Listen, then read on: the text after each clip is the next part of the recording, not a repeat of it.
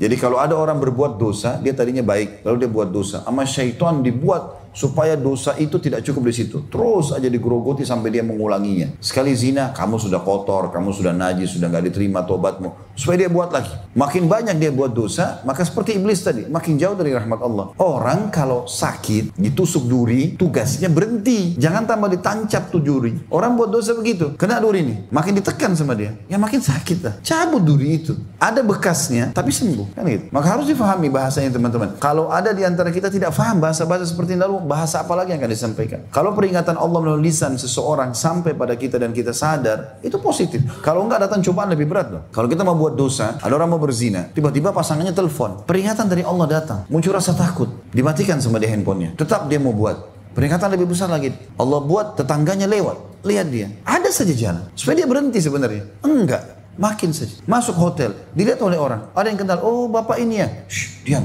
Ya.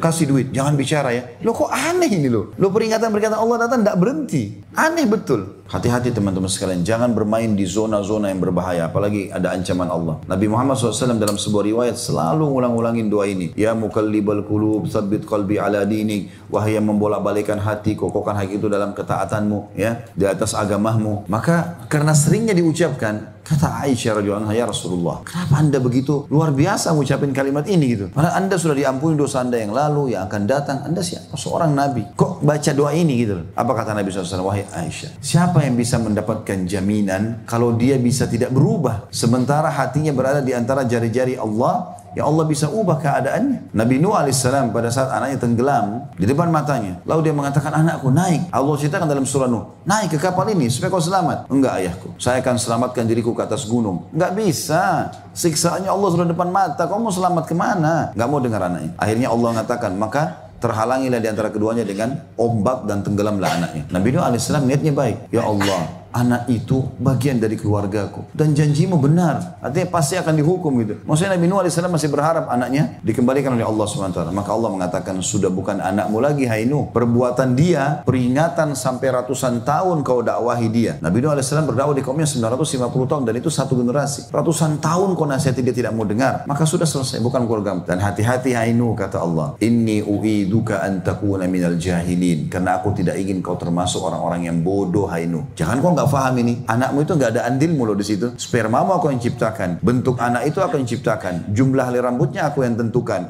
warna kulitnya, matanya, segala macam, bukan kamu nggak punya apa-apa di situ Nuh. Jangan kau bodoh nih, jangan kau bantah keputusanku. Dikatakan dalam sebuah riwayat Nabi Nuh alaihissalam tidak berani angkat kepalanya ke langit 40 tahun, gara-gara kalimat itu. Jangan sampai dikira orang bodoh. Kalau berdoa tunduk kepada Allah, nggak berani angkat kepala ke langit. Begitu orang-orang soleh teman-teman sekalian.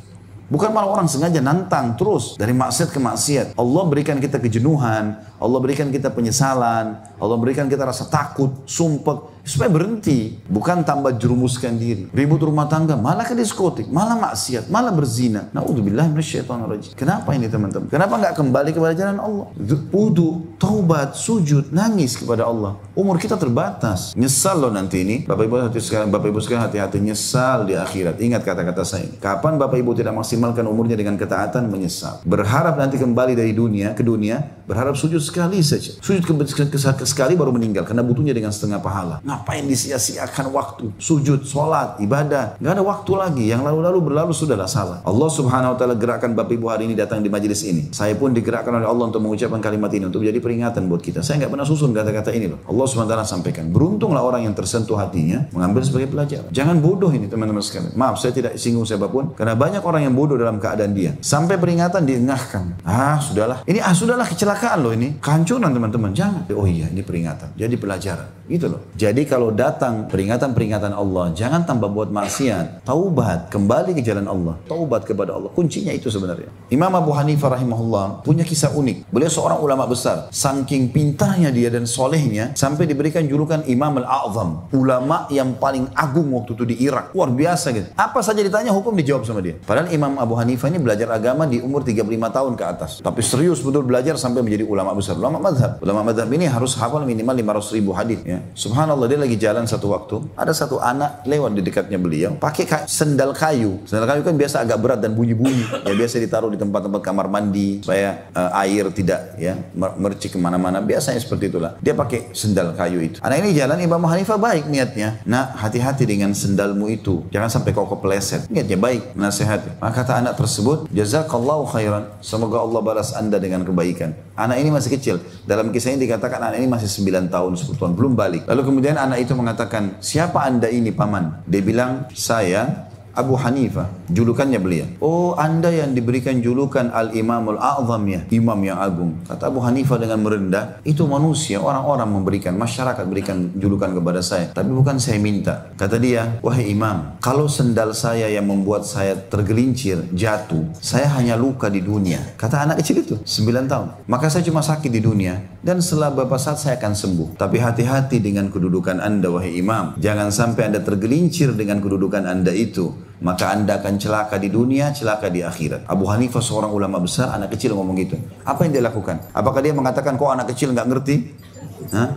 Seperti sebagian orang di antara kita kadang-kadang diingatkan oleh anaknya, ngerti apa kamu? Dengan sombong. Abu Hanifah nangis teman-teman sekalian. Menangis terisak-isak sambil memeluk anak tersebut. Dan dia bersyukur kepada Allah karena Allah sampaikan peringatan melalui lisan anak kecil. Supaya tambah sadar, tambah tawadhu. Begitu loh. Bukankah dosa yang menyebabkan terangkatnya desa kaum Lut. Sampai-sampai para malaikat mendengar lolongan anjing mereka. Ya, wilayah kaum Nabi Lut ini ada di pesisir Laut Mati sekarang ya. Itu ada 9 desa yang didakwai Nabi Lut alaihissalam. Homoseksual semua. Nasihatin nggak mau dengar. Sampai akhirnya mereka menantang Nabi Lut, datangkan siksa Tuhan wahai Lut. Kami nggak mau dengar. Dan saking parahnya mereka sampai-sampai mereka bisa melakukan homoseksual sementara nunggu orderan makanannya di restoran mereka. Maka Allah SWT cabut negeri itu, diangkat 9 negeri itu, 9 desa itu diangkat dan terdengar gonggongan anjing mereka. Satu negeri lihat negeri yang sebelahnya, itu lagi diangkat semuanya. Mereka teriak-teriak histeri tapi nggak bisa dibalik sama Allah. Masih ada peninggalannya sekarang di Laut Mati. Di Laut Mati datang penelitian ada gunung-gunung terbalik, bagian atasnya di bawah. Masih ada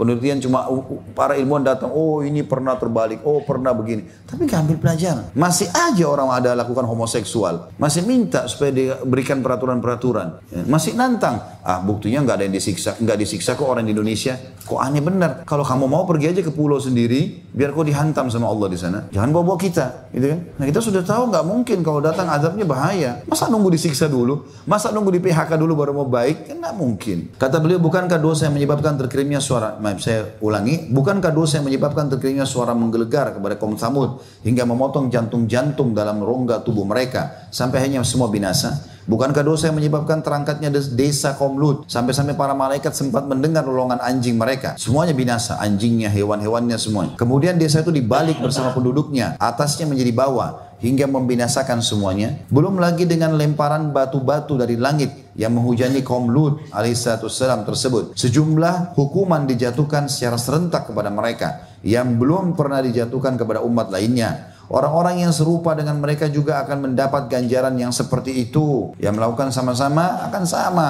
Sungguh, tidaklah hal itu jauh dari orang-orang zalim. Dalam Al-Quran ada semua ceritanya ini.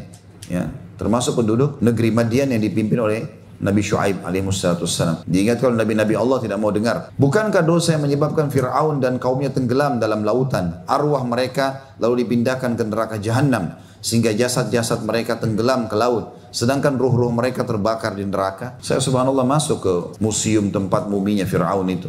Yang dianggap Ramsis sekian yang hidup sama Nabi Musa alaihissalam. Itu kalau kita ukur tinggi badannya tidak jauh dari kita. Apa yang dia sombongkan selama ini? Allah kekalkan jasadnya. Sampai ada jemaah saya bilang, Ustaz ini Fir'aun itu. Saya bilang iya ini dia. Sekarang cuma tinggal mumi, tulangnya, dagingnya semua mengerucut. Bas jadi kenangan agar manusia lihat. Ada orang cuma bilang, oh ini ya muminya, pergi. Gak ambil pelajaran. Loh ini loh Allah binasakan ngaku Tuhan dulu. Ujung-ujungnya habis. Di dalam museum itu ada banyak peti-peti kematian, singgasananya. Cuma jadi kenangan. Oh ini dulu singgasananya. Oh itu dulu tongkatnya. Oh itu dulu tempat duduknya. Oh ini ranjangnya. Oh ini dulu tempat perhiasan istrinya. Kenapa kok cuma cerita ya? Bukan cerita ini. Ini fakta yang harus ambil pelajaran. Jangan ikuti langkahnya Fir'aun. Ya. Bukankah dosa yang menyebabkan Bani Israel ditimpa berbagai macam hukuman, terkadang dengan pembunuhan, perbudakan, hancurnya negeri, hadirnya para raja yang zalim, mengubah mereka menjadi kera dan babi, sampai akhirnya Allah yang maha berkah dan maha tinggi bersumpah, dalam surah Al-A'raf 167, A'udzubillahi minasyaitonirrajim, la yab'atsanna 'alaihim ila yaumil qiyamati man yasuhum su'al adzab. Bahwasanya sungguh dia Allah akan mengirim orang-orang yang akan menimpakan azab yang seburuk-buruknya kepada mereka, orang-orang Yahudi sampai hari kiamat. Karena orang-orang Yahudi ini sudah berapa kali Allah binasakan mereka, Allah siksa mereka. Yang paling masyhur kisahnya diperbudak oleh Fir'aun dan pengikutnya ya. Sampai kalau ada Bani Israel lewat, siapapun orang Mesir waktu itu suku Kipti, sukunya Fir'aun, mau tendang, mau pukul, mau ambil hartanya, mau perkosa perempuannya, bebas, nggak kena hukum. Terhina betul mereka. Tapi subhanallah, Allah selamatkan dengan datangnya Musa, disuruh beriman. Begitu Allah selamatkan mereka, Fir'aun ditenggelamkan, baru nyebrang Laut Merah, sudah langsung protes. Baru selamat. Ada di situ orang lagi sembah berhala. Mereka mengatakan, ya Musa, ij'alana ilahan kama lahum aliha. Wahai Musa, buatkan kami Tuhan-Tuhan seperti orang-orang itu punya Tuhan. Baru Allah selamatkan mereka. Mereka sudah minta begitu. Kemudian sampai lagi, protes, minta makanan, minta ini, minta itu pada Musa. Masih dipenuhi, tapi kufur. Sampai gunung Tur, dalam Al-Quran diceritakan Allah angkat. Lalu Allah ancam mereka. Kalau mereka tidak taubat, dihantamkan dengan gunung Tur. Gunung Tur ada sekarang, masih ada. Ya. Yang Allah sebutkan Wat-Tur, wa kitabin mastur, surat khusus At-Tur. Itu ada Bani Israel pernah diangkatkan gunung itu mau dihancurin kepada mereka di zaman Musa AS. Karena kufurnya. Baru mereka tobat, kami nggak mau lagi Musa. Berapa waktu kemudian kufur lagi. Maka sekalian Allah turunkan dari firman-Nya. Ya, sampai sekarang Yahudi seperti itu. Terus saja tahu kebenaran tapi tidak mau beriman.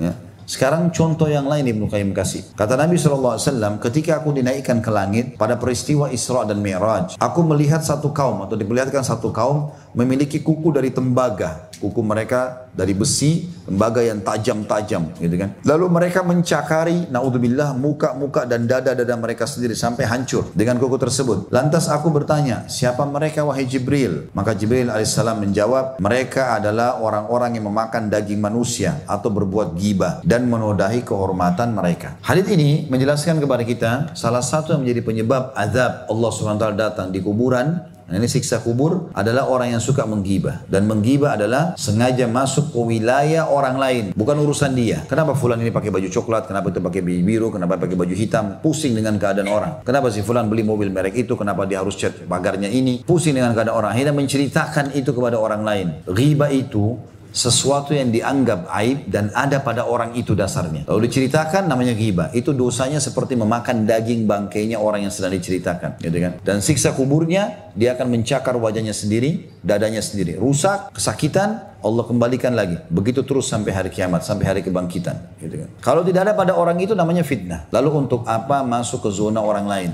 Untuk apa? Kalau kita tahu sesuatu itu yang benar dari orang itu, kita dukung. Dia buat kebaikan, oh Masya Allah ya. Itu pun kalau kita ditanya orang lain, si fulan bagaimana? Oh setahu saya dia Masya Allah sholat. Kemudian kalau sebuah kemungkaran kita luruskan. Ya, ini jangan ya, nggak boleh misalnya. Karena itu haram dalam agama. Dan jangan ceritakan ke orang lain. Kalau teman-teman mau cari pahala di sisi Allah, kalau sudah nasihatin orang, jangan berharap lagi pamerkan kepada orang lain. Tuh si fulan, saya udah nasihatin tuh. Tuh si fulan, saya nasihatin. Enggak. Lillahi ta'ala, berarti tanpa pamrih. Nasihatin orang, kemudian tinggalkan. Nah, itu harus kita lakukan. Kalau niatnya karena Allah Subhanahu Wa Ta'ala. Beberapa kisah salafus salih banyak berhubungan dengan masalah itu. Bagaimana mereka pada saat menasihati, mereka datang membisikkan, lalu mereka pergi. Mereka nggak bicara apa-apa. Ada seorang penasihat khalifah di zaman Sulaiman bin Abdul Malik.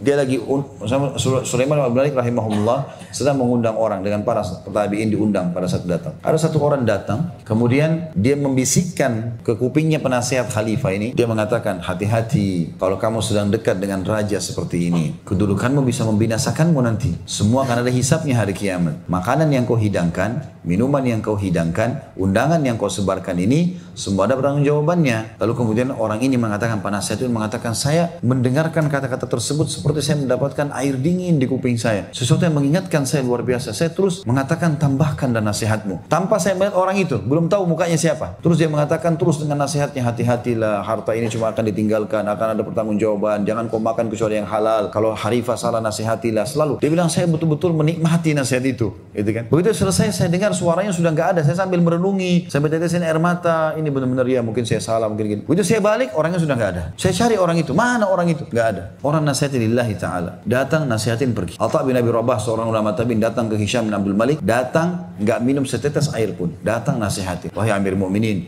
Anda diciptakan oleh Allah sendirian, lahir dari rahim ibu Anda sendirian. Anda beramal sendirian. Anda akan mati sendirian. Anda akan dihisab oleh Allah sendirian. Dan Anda akan tentukan ke surga neraka sendirian. Tidak ada manfaatnya singgah sana ini. Tidak ada manfaatnya orang-orang sekitar Anda dan juga harta-harta ini semua. Hisham bin Malik nangis khalifah sambil mukul-mukul tongkatnya ke karpet. Jazakallahu khairan. Semoga Allah balas kau kebaikan. Lalu Atha bin Abi Rabah keluar dari istana. Keluar. Kata temannya yang temani Atha bin Abi Rabah, demi Allah Atha masuk dan keluar tidak minum setetes air pun. Lillahi ta'ala nasihat. Ada orang diundang oleh pemimpin, oleh pejabat, makan dulu, minum dulu. Akhirnya perutnya kenyang, tenggorokannya, dahaganya sudah hilang, nasihatnya juga hilang. Nah iya. Udah susah dia bicara, ada jasa. Orang lillahi ta'ala datang, to the point bicara. Maaf, saya minta waktu sebentar. Saya tahu Anda melakukan begini dan begitu. 4 mata kita nasihati dia. Karena kata Nabi SAW, siapa yang menegur orang di depan umum, dia telah membinasakannya. Nasihati baik-baik. Begini.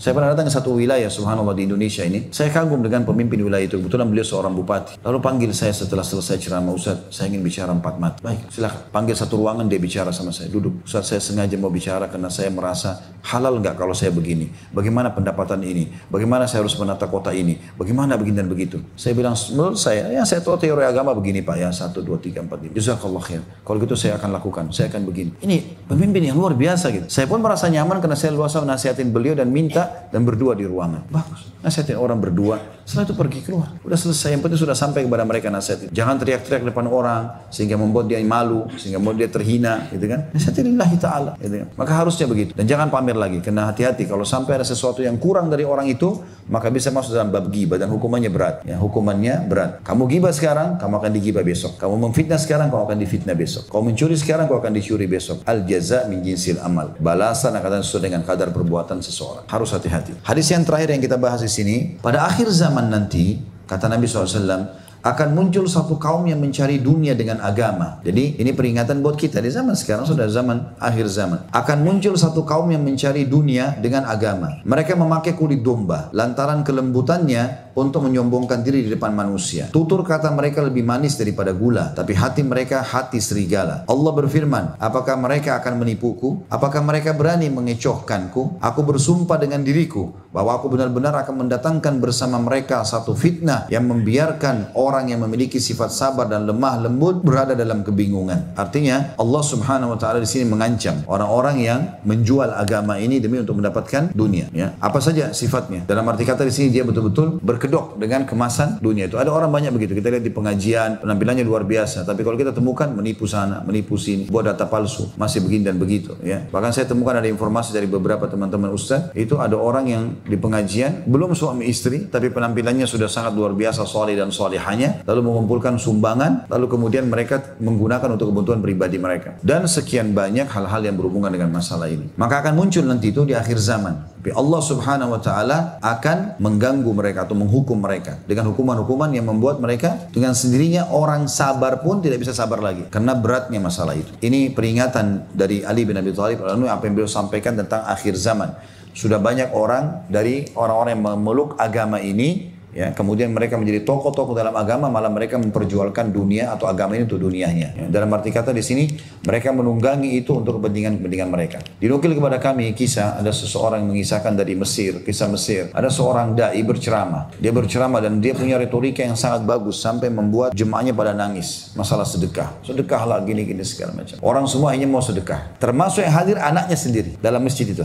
Anaknya nangis-nangis juga dengar ceramah ayahnya. Begitu ayahnya pulang, dia bilang pulang di rumah, anaknya lagi ngumpulin bajunya, segala macam mau sedekah karena motivasi dari ayahnya. Lalu dia tanya, ayahnya tanya, yang penceramahnya bilang, mau apa ini anak? Dia bilang, saya mau sedekah. Tadi kan ayah ceramah tentang sedekah. Dia bilang, enggak, itu untuk mereka bukan buat kita. Artinya itu saya nasihatin orang-orang, kamu enggak usah ikut-ikutan. Gitu kan? Berapa banyak orang sekarang titelnya maaf agama, sarjana agama segala macam. Ngaji enggak bisa, bekerja juga hanya sekedar kejar dunia, ya sogokan masih diterima dan segala macam pelanggaran terjadi. Kadang-kadang teman-teman satu kalimat yang terucapkan mungkin bisa jadi nasihat perbaikan, gitu kan? Kita nggak tahu demi untuk kebaikan ke depan. Kalau emang kita membawa nama agama, ya sudah bawa agama. Pakaian kita ini harus sama dengan hati kita. Kapan kita sudah pakai kopiah, pakai jilbab, Islam lah kelihatan. Jangan malah, makanya Allah SWT beri fitrah begini, pakai jilbab, tapi dia buat pelanggaran. Misalnya dia pacaran di depan umum, misalnya. Orang masih lihat, pakai jilbab ya, tapi kok begitu? Orang nilai, karena itu ada pakaian kebaikan di situ. Dia sekalian tidak pakai hijab mungkin lain,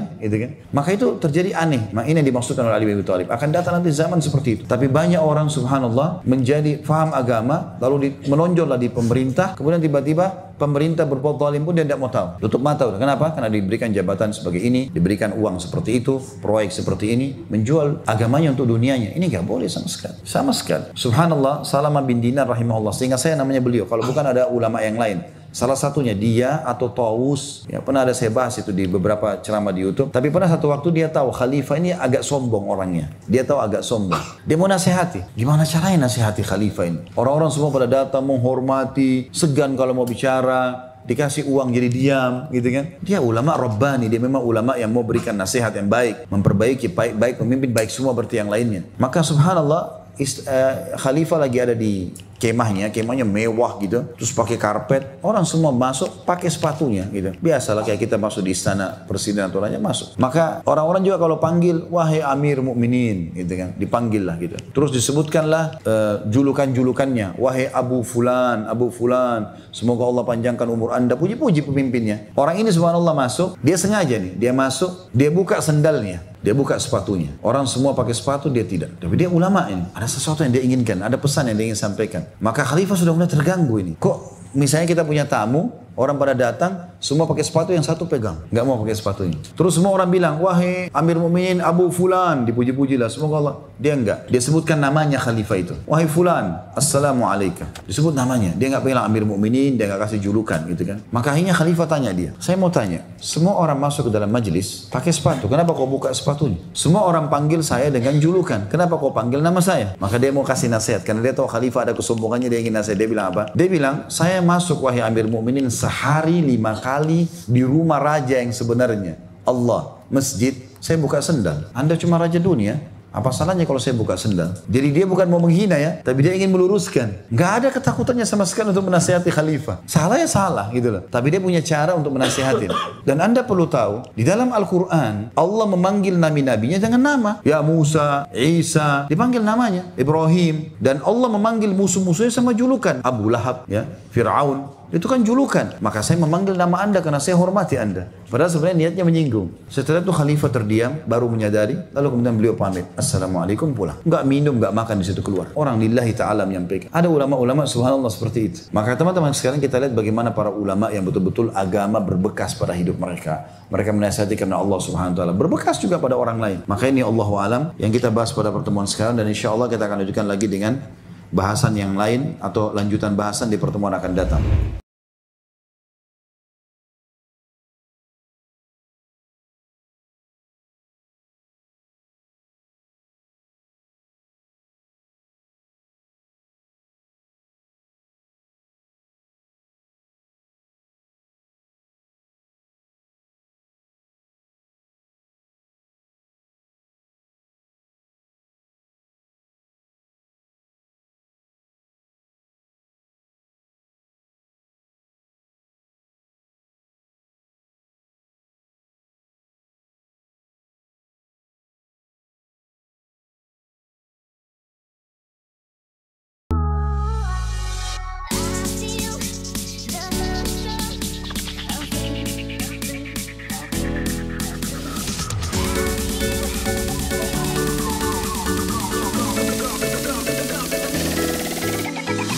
Ebong musik nih bos. Ebong musik.